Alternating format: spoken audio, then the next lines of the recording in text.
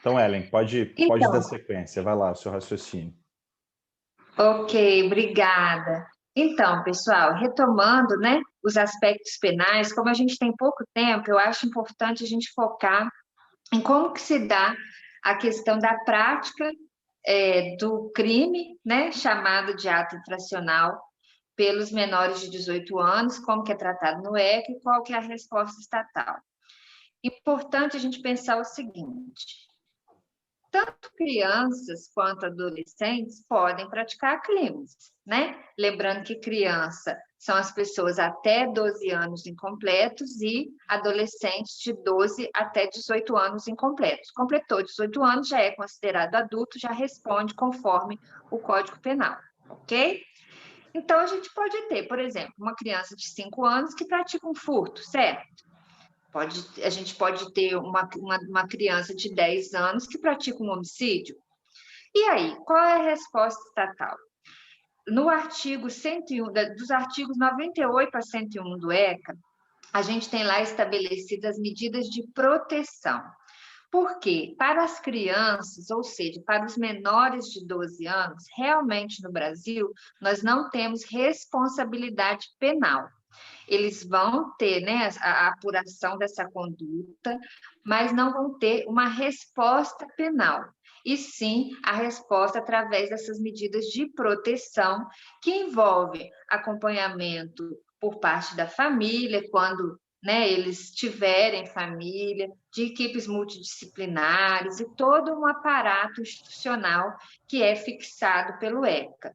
Então, eu não vou falar propriamente da responsabilidade penal de crianças, porque não nós não utilizamos no Brasil, embora haja aí um pleito, né, para que a gente possa responsabilizar também crianças penalmente, lembrando que são menores de 12 anos. Quem acompanha essas séries americanas deve estar acostumado a ver. Nos Estados Unidos, eles punem a partir de 7 anos como adultos. Então, assim, embora responda nas cortes juvenis, pode ter privação de liberdade em instituições diferenciadas, mas já tem responsabilidade penal. No Brasil, não é. E o Brasil não está isolado. Na verdade, isolados estão os Estados Unidos, que, infelizmente, acabam servindo como um paradigma aí, como se fosse padrão. Mas no mundo inteiro, seja nos países da Europa continental, que são de base romano-germânica, que influenciam o nosso direito, seja na América Latina, até mesmo na Ásia, a responsabilidade penal se inicia aos 12 e, na maioria dos países, até a partir dos 14 anos. Normalmente, por exemplo, na Alemanha, a partir dos 14 anos, Espanha, França. Então, no Brasil, a gente já começa muito cedo, já começa a partir dos 12 anos, e ainda querem que reduza mais. Então, só para a gente fixar isso, quando falar, o adolescente não tem responsabilidade penal, ele tem responsabilidade penal a partir dos 12 anos. Só que o que é que acontece, pessoal? Quando o adolescente pratica um crime, que no ECA é chamado de ato infracional, um crime ou uma contravenção, que, como a gente disse, né, tem que ter tipicidade, ilicitude e culpabilidade, a resposta penal, ou seja, a conduta vai ser análoga ao preceito primário do crime ou contravenção previsto no Código Penal, nas leis penais ou na lei de contravenções. Então, por exemplo, homicídio, matar alguém, o adolescente vai estar lá respondendo pelo artigo 121, só que numa conduta infracional análoga ao artigo 21. Isso é pura terminologia, puro eufemismo, na verdade, ele responde pelo homicídio. A diferença é que no preceito secundário, ele não vai receber uma pena que está lá de 6 a 20 anos. Ele vai receber uma medida socioeducativa dentre aquelas previstas no artigo 112 do ECA, que é a Lei 8.069 de 90. Então, a resposta estatal é através de uma medida socioeducativa. Ah, mas é pena. Esse é um grande debate. Muito se discute sobre a natureza não penal das medidas socioeducativas. E o que eu defendo, e a maioria dos autores críticos, né, defende, é que é pena sim, tem natureza penal, porque elas são, né, todas as medidas socioeducativas têm caráter sancionatório, principalmente as medidas de restrição e privação de liberdade. Se eu tenho restrição e privação de liberdade, não tem como eu dizer que não tem um caráter punitivo, não tem um caráter penal. Então, essa resposta, ela é através das medidas socioeducativas. Quais são elas? Nós temos as medidas em meio aberto. Da mesma forma que a gente tem os regimes prisionais dos adultos, regime aberto, semiaberto e fechado, no ECA é mais ou menos a mesma coisa. As medidas socioeducativas de regime aberto são as medidas de liberdade assistida, prestação de serviço à comunidade, reparação do dano, e aí essas medidas vão ser fixadas de acordo com a conduta praticada pelo adolescente. Então, a ideia, não que tem que ser necessariamente assim, porque não é só a gravidade do ato que vai determinar a aplicação da medida, mas um gradiente é que quanto mais grave a medida, maior a conduta, maior a sanção. Então, as medidas em meio aberto, em tese, são para os delitos, né, não tão graves, e as medidas em meio semiaberto, que é a medida de semi-liberdade, em meio fechado, que é a medida de internação para os delitos mais graves, os atos infracionais mais graves. Tanto que o artigo 122, que estabelece, fixa, né, as regras da medida de internação, que é a medida de privação de liberdade mesmo, ele vai fixar lá que tem que ser um ato infracional cometido com violência ou grave ameaça ou com reiteração. Então, assim, é a conduta mais grave, é a resposta mais gravosa, que, em tese, por proporcionalidade, tem que ser também para a conduta mais gravosa. Então, a partir do cometimento do ato infracional, vai haver no ECA toda uma descrição de como tem que ser feita a apuração, qual é o procedimento para a apuração desse ato infracional, que é diferente dos procedimentos fixados no Código de Processo Penal. Então, a legislação específica ela vai nos obrigar a conhecer esse processo de apuração, que tem terminologia própria, que tem institutos que não são iguais do processo penal. Então, vou falar aqui brevemente, né, muito brevemente, como é esse procedimento de apuração. Deixando, né, ressalvas que depois vocês devem fazer a leitura com calma do estatuto, né, da legislação comentada e livros de doutrinas que o professor Ricardo indicar. Essa aula não tem a pretensão de esgotar nada, tá, gente? É um bate-papo. Mas olha só, praticou o ato infracional, chegou a notícia crimes, né? Não foi situação de flagrante. Vamos passar primeiro, né? Chegou a notícia crimes através de um boletim de ocorrência ou outra forma através da qual o Ministério Público tomou conhecimento da prática de ato infracional. Então, o adolescente vai ser levado à presença da autoridade ministerial para fazer as suas primeiras acariações, vamos dizer assim, e a partir dali o Ministério Público vai identificar mais ou menos, né, a partir da ideia de justa causa que a gente tem no processo penal, se tem indícios de autoria e materialidade, o ECA não usa esses termos, mas é mais ou menos essa ideia, para que seja interposta ou não a ação socioeducativa de apuração desse ato infracional. No ECA, o Ministério, na Justiça Juvenil, né, melhor dizendo, o Ministério Público tem algumas faculdades que não tem no processo penal. A principal delas é o Instituto da Remissão. No processo penal, por força do princípio da obrigatoriedade, o Ministério Público, ao tomar conhecimento da infração penal, ele tem que interpor a ação penal, havendo, né, indícios de autoria e materialidade. No ECA, a ideia da remissão é que o Ministério Público tem essa faculdade, se ele entender, de acordo com os requisitos expostos na lei, que não há justificativa para a interposição dessa ação socioeducativa, ele pode remir, ou seja, ele tem a oportunidade, aí a gente fala do princípio da oportunidade, não no princípio da obrigatoriedade, de perdoar, vamos dizer assim, essa infração. É claro, gente, que são situações excepcionais, né? A coisa mais difícil que tem é do adolescente conseguir uma remissão. Estou começando por ela só para a gente poder avançar. Vamos dizer que não é o caso de remissão, o Ministério Público interpôs a ação socioeducativa.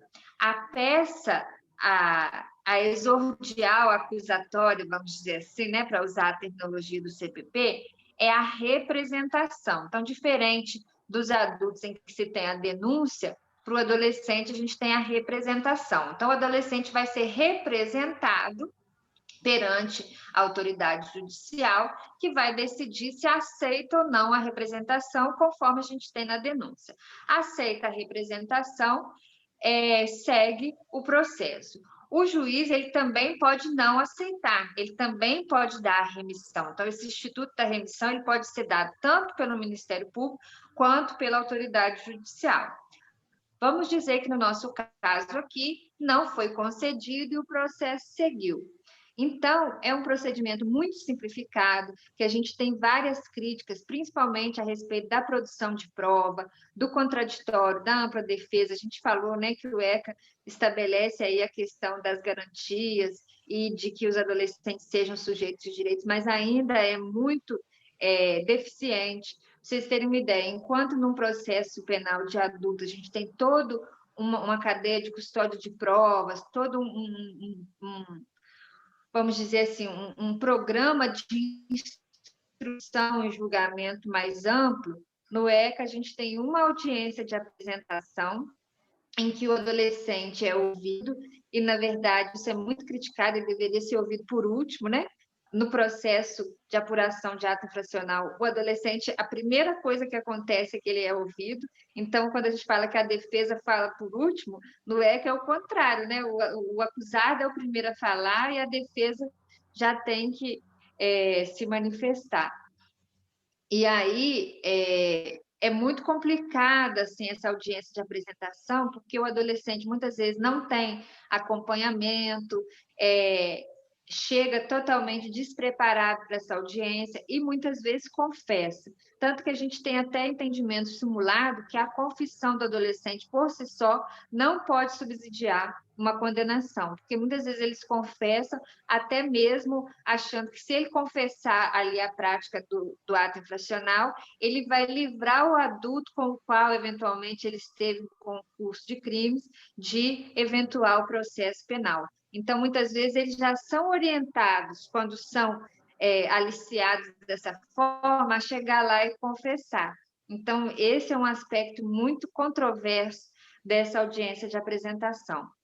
Feita essa audiência de apresentação, é marcada uma audiência de confirmação, em que aí sim vão ser colhidas as provas testemunhais, eventuais diligências que tiverem sido realizadas, analisados os relatórios psicossociais e de outras equipes técnicas que tiverem sido solicitadas, e a partir daí, normalmente não é em audiência, mas pode ser em audiência a sentença, normalmente o juiz dá a sentença posteriormente a essa audiência em continuação. Então, são só esses dois momentos.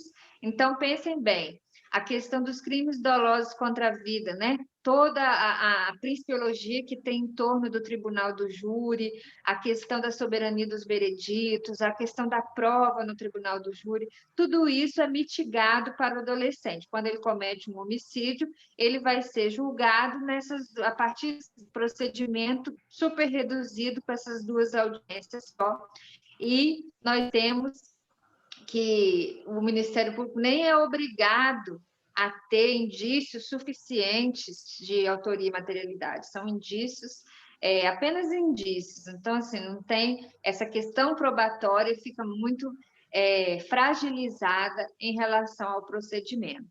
Mas vamos dizer que fez audiência de apresentação, continuação, o juiz entendeu pela culpabilidade, Ricardo, do adolescente. E aí, em sede de culpabilidade, é um drama, porque como o adolescente é inimputável, normalmente o que se faz é um salto, e ele acaba sendo condenado pela conduta típica e ilícita. ou seja, somente o injusto. Uhum. Então, enquanto a tem direito a ter análise da sua probabilidade, que envolve não só a imputabilidade, como também a potencial consciência da ilicitude e, sobretudo, a exigibilidade de conduta diversa, muitas vezes o adolescente não tem essas categorias analisadas. E se a gente pensa, por exemplo, um adolescente que cresceu numa comunidade dominada pelo tráfico, que os familiares todos estão envolvidos no tráfico, que para ele estar imerso nesse mundo foi uma estratégia de sobrevivência. E ele acaba estando ali respondendo pela conduta análoga ao tráfico de drogas. Será que era exigível dele uma conduta diversa? Considerando que ele tem direito à proteção integral por parte do Estado. Digamos que esse adolescente passou por todas as desproteções ao longo da sua breve vida até aquele momento do julgamento. Será que o Estado, aí analisando em sede de co-culpabilidade, né, poderia exigir dele uma conduta diversa, já que o Estado também não deu a ele a proteção integral? Então, são questões que a gente tem que discutir em sede de culpabilidade para o adolescente, que na maioria das vezes é negligenciada, e ele acaba sendo condenado, sentenciado com uma medida socioeducativa a partir da conduta meramente típica e ilícita, tendo aí furtada, né, a possibilidade de análise da culpabilidade. Então, uma vez sentenciado, o Ministério Público, na própria representação, ele já faz a sugestão de qual a medida socioeducativa ele considera que seria ideal, o juiz não fica vinculado, mas na maioria das vezes acaba acatando o parecer ministerial. E aí, infelizmente, no Brasil, embora a gente tenha as medidas em meio aberto, como falamos, vocês já devem adivinhar, né, que as medidas mais impostas são as medidas de restrição e privação de liberdade. Então, tanto que nós temos súmulas e toda uma luta aí jurisprudencial para evitar, por exemplo, no tráfico de drogas, que seja aplicada a medida de internação, porque o tráfico, por si só, não tem violência. A gente pode ter condutas de tráfico de drogas desacompanhadas de violência ou grave ameaça. Logo, não enseja a medida socioeducativa de internação. No entanto, se a gente for verificar, né, ao longo de todo o país, a maioria dos adolescentes sentenciados com ato infracional análogo ao tráfico de drogas recebem medidas de internação. Então, o ECA também traz todo um regramento para a análise recursal, né, dessa sentença. Existe um debate se essa sentença que tem que ser se o recurso, né, dessa sentença, que é uma apelação, mas é uma apelação orientada a partir do Código de Processo Civil, então a parte recursal do ECA não é sobre a égide do Código Penal, mesmo que seja em relação à sentença de ato infracional, isso também é uma loucura, né? Então, a gente tem uma série de recursos no âmbito penal que não podem ser utilizados em favor do adolescente, então ele vai ser, o recurso aí é a apelação, e há um debate se a apelação tem efeito suspensivo ou meramente devolutivo. Isso é muito importante. O pessoal aí que está assistindo conosco, Ricardo, não teve processo ainda, então não vou me aprofundar nisso, porque pode ser uma questão tormentosa, mas só para a gente entender, se tem o efeito suspensivo, galera, então, assim, se deu a sentença, mandou internar com efeito suspensivo, não vai internar até julgar o recurso. E, normalmente, esses recursos demoram. Se eu dou o efeito meramente devolutivo, o adolescente tem que começar a cumprir a internação. Então, o que acontece? Às vezes ele pode ser absolvido em sede de recurso, mas já cumpriu os 3 anos de medida, porque o efeito foi meramente devolutivo. Então, é uma questão processual também tormentosa, que acaba sendo tratada no âmbito do processo civil, embora seja uma conduta de natureza penal. Então, a gente volta, Ricardo, ao que falamos antes, né? Assim, foi um avanço em termos de direitos e garantias, sem dúvida, mas ainda temos muito a avançar.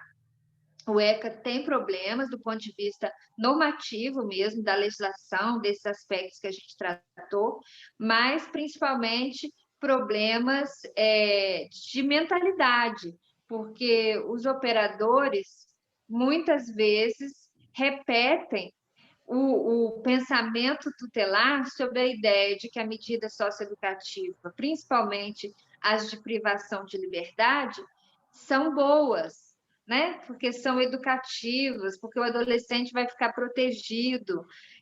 Várias vezes já participei de audiências em que o juiz falava assim, não, mas vai ser bom para ele, doutora, porque lá é como um colégio. Colégio não tem grade, colégio não tem disciplina, colégio não tem privação de uma série de benefícios, né? Em razão de alguma falta. Colégio não tem todos os tormentos que a gente sabe que existem aí nas superlotadas instituições socioeducativas pelo Brasil afora, cujos adolescentes internados estão em situação de vulnerabilidade totalmente contrária ao que prevê, né, a proteção integral, sobretudo nesse momento de pandemia.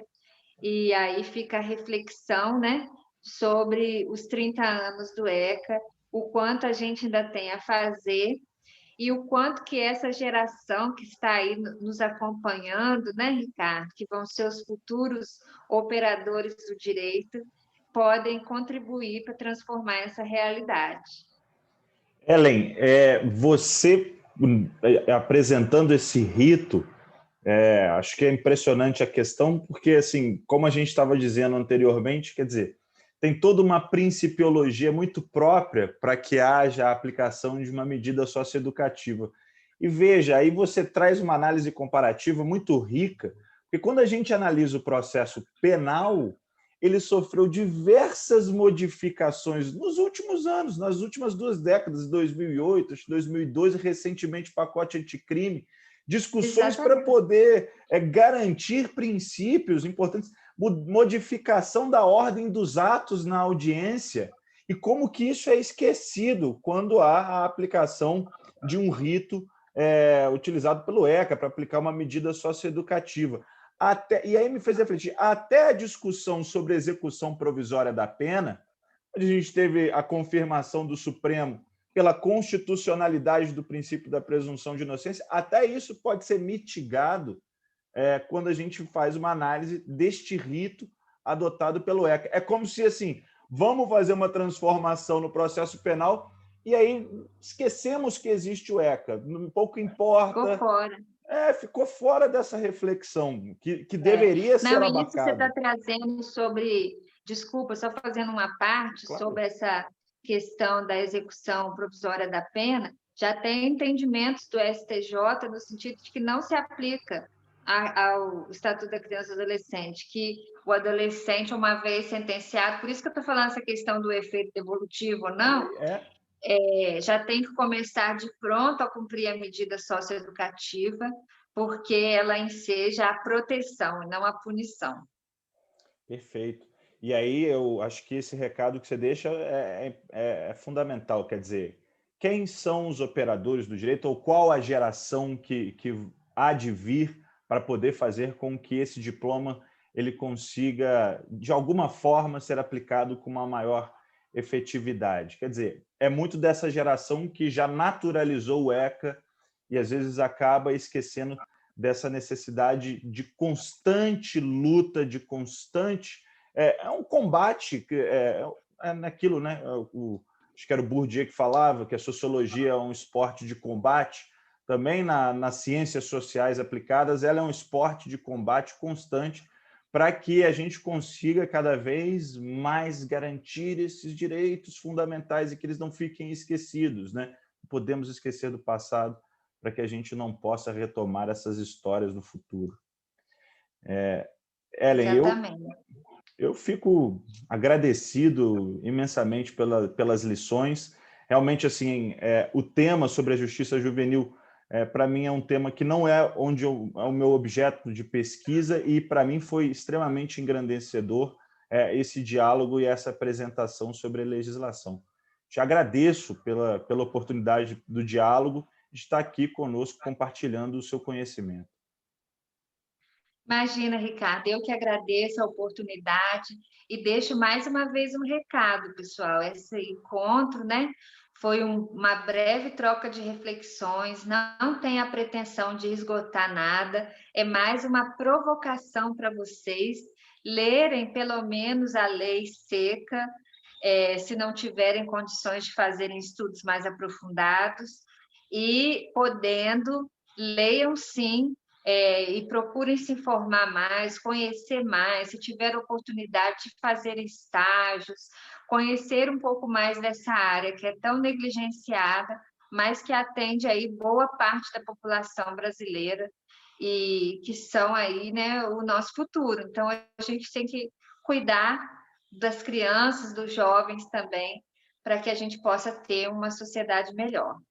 E sempre, como você já disse, acho que anteriormente ali, uma análise crítica, né, sobre a seletividade que ela permanece através de outros subterfúgios, não tão declarados como a legislação anterior, mas ela permanece na aplicação dessas medidas. Exatamente. Ellen, obrigado e até uma próxima oportunidade.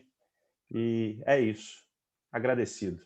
Obrigada a você, um abraço a todos, bom restinho de disciplina. Espero que a gente possa se encontrar em outras oportunidades. Tchau, tchau, pessoal. Até mais. Tchau, abraço.